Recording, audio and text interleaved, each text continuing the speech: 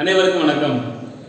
நாம் இன்று பார்க்க இருக்கும் தலைப்பு பகுபதம். அதாவது நாம் ஏற்கனவே என்ன பார்த்திருந்தோம், பகாபதம் என்றால் என்ன அப்படிங்கிறத பற்றி பார்த்தோம். அதாவது பதம்னா என்ன, பதம்னா சொல் அப்படிங்கிற வேறு பொருள், அதாவது சொல் அப்படின்னு சொல்லுவாங்க. பதம்னா சொல்லுன்னு சொல்லுவாங்க. அதுக்கு பதம், மொழி, கிளவி அப்படின்லாம் வேறு பெயர்கள் இருக்கிறதா சொல்லப்பட்டது. அடுத்ததான் இந்த பகாபதங்கள் பிரிக்க முடியுமா முடியாதா அப்படிங்கிறத பற்றி சொல்லியிருந்தாங்க. பகாபதத்தை பிரிக்க முடியாது. உதாரணமா மலை அப்படின்னு இருக்குன்னா அதை நம்ம பிரிச்சா பொருள் தராது, பிரிக்கவே முடியாது. அந்த மாதிரியான சொற்களை தான் என்ன சொல்றாங்க, பகாபதங்கள் அப்படின்னு சொல்லப்படுவது. அடுத்த நாம பார்க்க இருக்கிற தலைப்பு என்னன்னா பகுபதங்கள். பகுபதம்னா என்ன? பகு என்றாலே என்ன அர்த்தம்? பிரிக்கக்கூடிய அப்படின்னு அர்த்தம். நான் என்ன சொன்னேன்ல, கணிதத்தில் கூட சொல்லுவாங்க பகு எண் பகா எண் அப்படின்னு சொல்லுவாங்க. புரியுங்களா?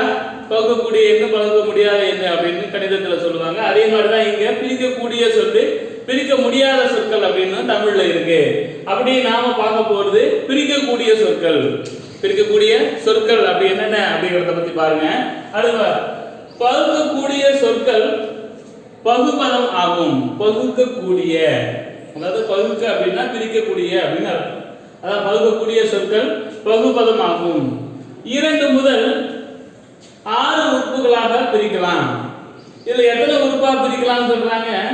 2 முதல் 6 உறுப்புகளா அந்த பகுபதத்தை பிரிக்கலாமா? அது என்னென்ன அப்படிங்கறத சொல்றாங்க. என்னென்ன உறுப்புகளா நம்ம பிரிக்கலாம் அப்படிங்க?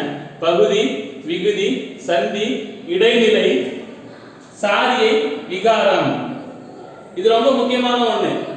ஏன்னா நீங்க 9ஆம் வகுப்பு 10ஆம் வகுப்பு போகும்பொழுது இந்த பகுபத உறுப்பிலக்கணம் அப்படின்னு சொல்லிட்டு 2 மதிப்பெண் கேள்வியில கேட்பாங்க. பகுபதம் பிரித்து காட்டுங்க, பகுபத உறுப்பிலக்கணத்தை கூறுக அப்படின்னு கேட்பாங்க. இது முக்கியமான ஒரு கேள்வி. இது இப்பவே தெரிஞ்சுக்கிறது ரொம்ப அவசியமான ஒண்ணுதான். எப்படிங்க? பகுதி, விகுதி, சந்தி, இடைநிலை, சாரியை, விகாரம் அப்படின்னு 6 உறுப்புகளா நாம பிரிக்கலாம். என்ன சொல்ல? பகுபத சொல்ல அந்த 6 வகையா பிரிக்கலாம். குறைஞ்சபட்சம் 2 பிரிக்கலாம். குறைஞ்சபட்சம் 2, அதிகபட்சம் 6 அப்படிங்கிற முறையில சொல்லப்படுவது.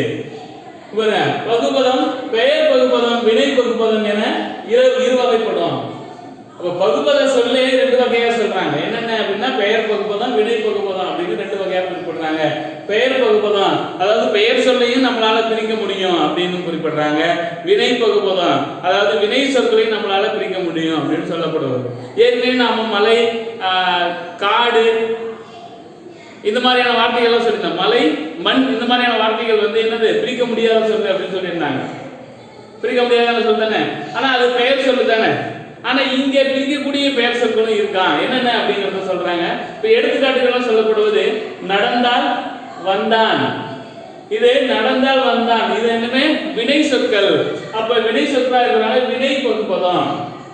வினை சொற்களா இருக்கிறதுனால இது வினை பகுபதமா சொல்லப்படுவது. கண்ணன், பொன்னன். கண்ணன், பொன்னன் இது 2 பாருங்க, இது பெயர் சொல். இதை பிரிக்க முடியும். எப்படிங்கிறத நான் பிரிச்சு காட்டுறேன். பிரிக்க முடியறதுனால இது பெயர் சொல்லா இருக்கிறதுனால இது பெயர் பகுபதம். அப்ப பகுபதம்னா என்ன அப்படிங்கறது சொல்றாங்க. இந்த பகுபதம் 2 வகையா பிரிக்கிறாங்க. ஒன்னு பெயர் பகுபதம், இன்னொன்னு வினை பகுபதமா பிரிக்கப்படுவது. அது என்னென்ன அப்படிங்கறத சொல்லியிருக்காங்க. இப்ப எடுத்துக்காட்டுகள் சொல்லியிருந்தாங்களா, நான் பிரிச்சு காட்ட போறேன் எப்படி இது எப்படி பிரிக்கிறது அப்படின்னு சொல்லிட்டு. இப்ப வந்தான் அப்படின்னு ஒரு வார்த்தை இருக்கு. இது எப்படி பிரிக்கணும் அப்படின்னா, வா பாக்கெட்ல வா அப்படின்னு போட்டு அடுத்த என்ன இத்து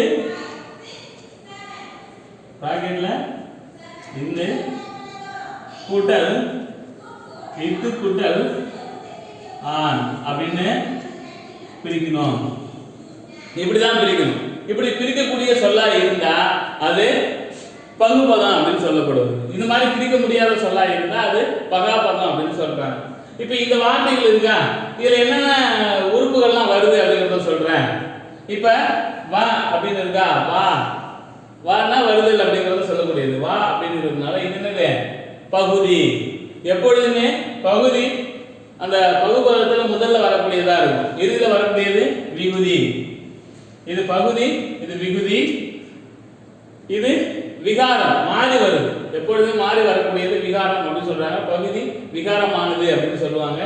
இத்து சந்தி இத்து இந்தானது விகாரம். இத்து இறந்த கால இடைநிலை.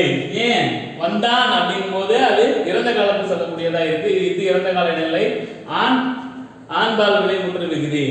இப்ப நான் எதுக்கு இதை சொல்றேன் அப்படின்னா இங்க பிரிச்சு காட்டணும். பிரிச்சு காட்டினா தானே பிரிக்க முடியுது. அதனால இது பகுப்பதம் அப்படின்னு சொல்றாங்க.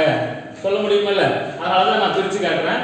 அடுத்து அவங்க கண்ணன் பொன்னன் வார்த்தை இருக்கா? இப்ப இங்க வினை சொற்களை நாம இங்க பிரிச்சிருக்கோம். அடுத்துதான் பெயர் சொற்களை பிரிக்கலாம். பாருங்க, பொன்னன் அப்படின்னு இருக்குல்ல, பொன்னன். பொன்னன் எப்படி வரும் பாருங்க, பொன் கூட்டல் இன் கூட்டல் அன் அப்படின்னு வரும். பொன் கூட்டல் இன், அதாவது பிராக்கெட்ல இன் போடணும், அன் அப்படின்னு வரும். இது எப்படி வருது அப்படிங்கறத பாருங்க. பொன் பகுதி, இன் வந்து அன் வந்து என்ன வரும்? விகுதியா வரக்கூடியது. பகுதி விகுதி எப்பொழுதும் இப்படிங்கிற முறை தான். பகுதி முதல்ல வரும், விகுதி இறுதியா வரக்கூடியது. இப்ப இங்க இடையில வரக்கூடியது பாருங்க, இன். இன் இறந்த கால இடைநிலையை சொல்லக்கூடியது. இத்து இட்டு இரு இன்னுன்னு சொல்லக்கூடிய அந்த எழுத்துக்கள் இறந்த கால இடைநிலையை சொல்லக்கூடியது. இங்க ஈங்கிற எழுத்து இந்த இடத்துல புணர்ந்து கெட்டது. இது சேர்வதற்கு மட்டுமே துணை செய்யும். அதுக்கப்புறம் இந்த எழுத்து இங்க இருக்காது. புணர்ந்து கெட்டது அப்படின்னு சொல்லுவாங்க. இன்னும் இறந்த கால இடைநிலை புணர்ந்து கெட்டதுன்னு சொல்லுவாங்க. அது இது போயிடும். அதுக்கப்புறம் இன்னும் கூட்டலா நாவா மாறும். சரிங்களா? அந்த அன் அப்படியே வரும். அதாவது இன்னும் வந்துச்சுங்களா பாருங்க, இந்த இன்னும் வரும். இன் கூட்டல் என்னவா மாறும்? நாவா மாறும். பொன் ந இன், பொன்னன் அப்படின்னு புணரும். புரியுதுங்களா? அப்ப இது என்ன சொல்றாங்க? பிரிக்கக்கூடிய பெயர் சொல்லா இருக்கு. இப்ப பிரிக்கக்கூடிய பெயர் சொல்லா இருக்கிறதுனால இது என்னன்னு சொல்றாங்க? பெயர் பகுப்பதம் அப்படின்னு சொல்லப்படுவது. பகுப்பதம் அப்படின்னாலே பிரிக்கக்கூடிய சொல்லுதான். பிரிக்க முடியாத சொல்லா இருந்தா அது பகாபதம் அப்படின்னு சொல்லப்படும். புரிஞ்சுதுங்களா? இதெல்லாம் தெளிவா தெரிஞ்சுக்கங்க. நன்றி, வணக்கம்.